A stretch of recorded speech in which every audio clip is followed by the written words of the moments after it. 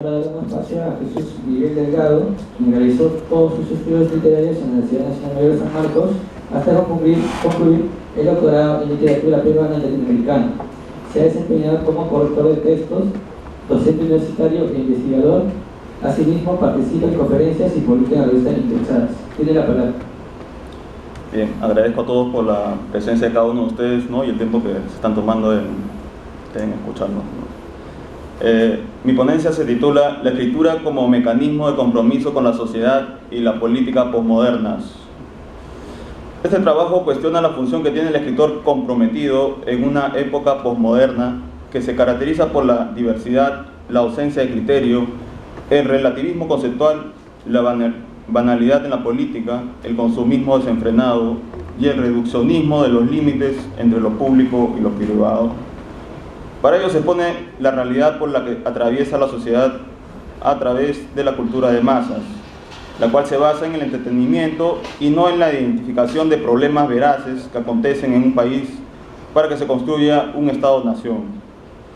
Ante ese problema es necesario redireccionar esta responsabilidad a quienes asumen el cargo de escritores o intelectuales, quienes contarían con la función exclusiva de revelar los verdaderos percances que atrofian a la colectividad y perjudican el concepto de cultura, como también de literatura.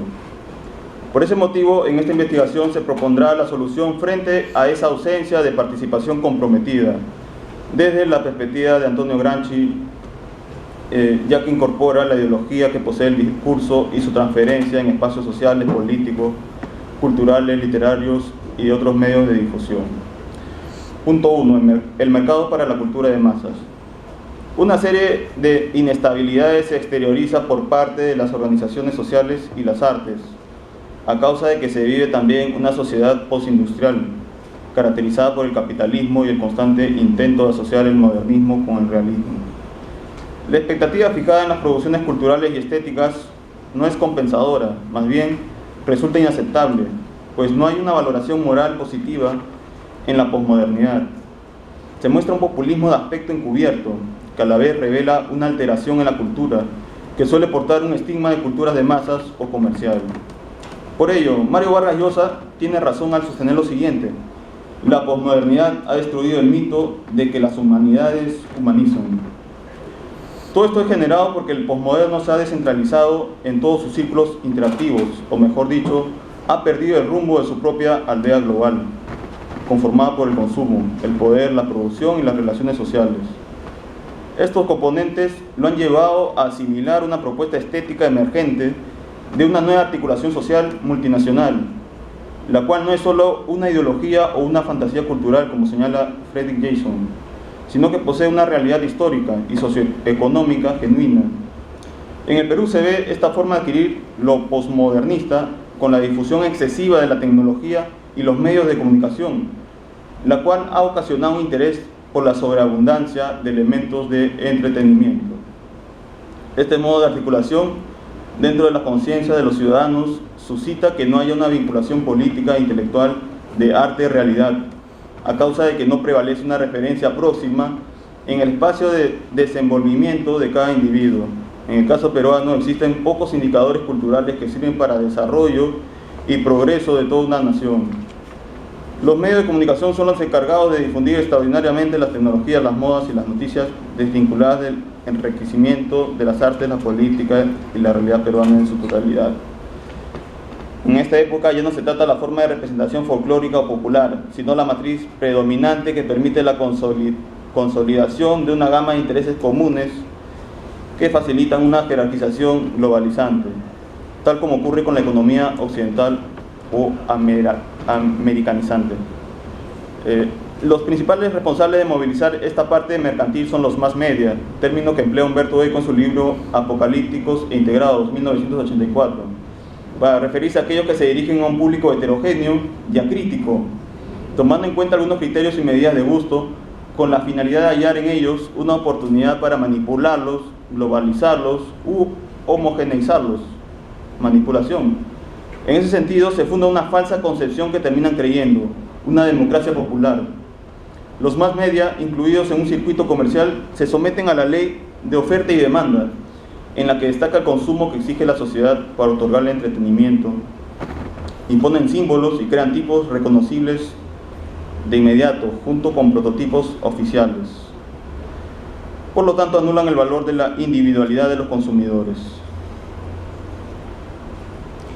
Las nuevas tecnologías productivas y los movimientos populares introducen sus demandas en la radio y la televisión. Para ir a velar, los medios de comunicación se apoderan del capital privado. Por ello, tienen el potencial de modificar las posibilidades de síntesis y proponer nuevas alternativas frente a una totalidad de expectativas, canales y géneros que se relacionan con la impureza.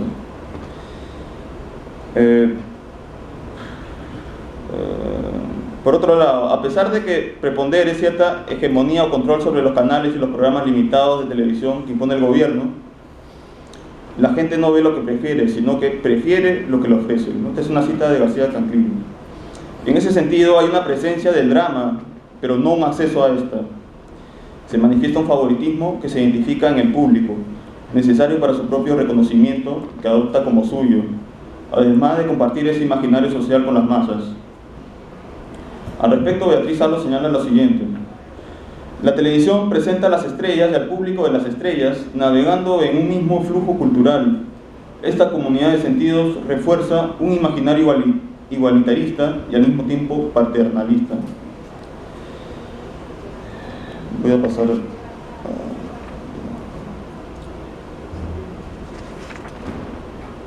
pasar al segundo punto.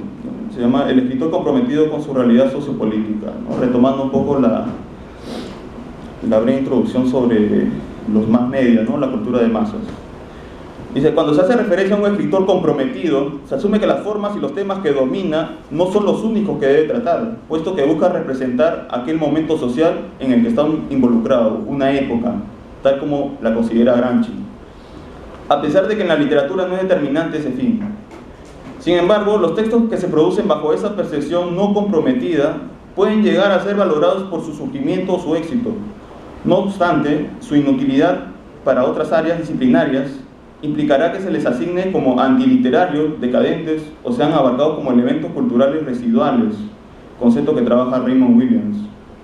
A causa de que su proyección hacia el futuro, con el objetivo de institucionalizar una cultura, será marginalizada y por lo tanto un fracaso. En una ocasión, Antonio Cornejo Polar demostró el rigor con el que se incluyeron las literaturas populares en la sociedad, a través de la incorporación de un corpus inmanentista y de habla culta. En ese sentido, la intervención del escritor en un contexto específico debe seguir los lineamientos que argumenta Raymond Williams, tal como se expresa a continuación. Dice lo siguiente, ¿no? Los medios técnicos son bastante difíciles, pero la mayor dificultad reside en aceptar en lo más profundo de nuestras mentes los valores en los que se funda, que debería gobernar la gente corriente, que la cultura y la educación son algo ordinario, sino más bien esta multitud en el curso de una expansión extraordinariamente rápida y confusa de sus vidas.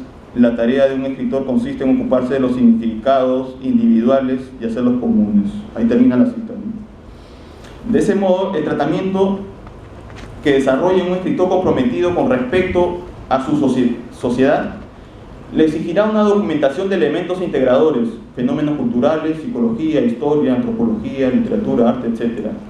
Será a partir de esa preparación que logre una direccionalidad para su comunidad. Por el contrario, se verá imposibilitado de ser aceptado por todas las clases sociales, sobre todo por la hegemónica. Muchas veces el rechazo hacia la forma utópica de producir la cultura es ajena a la sociedad, debido a que sus propuestas resulta incomprensible para algunos, como también lo que articula no se asocia con lo que acontece con su misma sociedad. Es decir, sus teorías son enajenantes, incompatibles, anacrónicas. Este problema de adaptación conlleva el reduccionismo del campo intelectual, el cual se consolida con el propósito de agradar a un público que requiere un portavoz ideológico. Por tal motivo se obviará la formación académica para tratar temas banales e intrascendentes.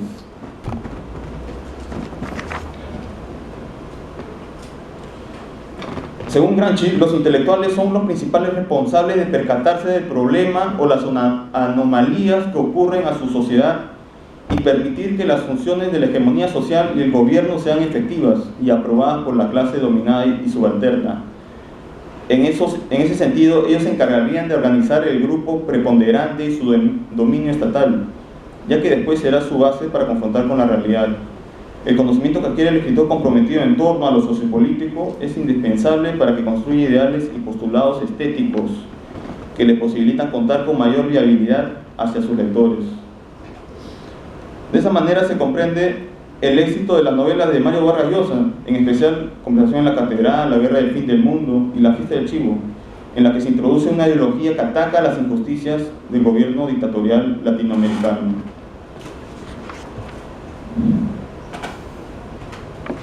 Termino con este párrafo. En consecuencia, el escritor comprometido va erigiendo sus ideas proyectistas y las concreta, basándose en las deficiencias del Estado o las injusticias sociales, las cuales podrían estar ausentes en los medios de difusión masiva para afianzar la continuidad y la corrupción de un determinado gobierno. Por lo tanto, debería existir una forma para que el discurso sociopolítico se exponga de modo directo e inmediato en las obras artísticas. Muchas gracias.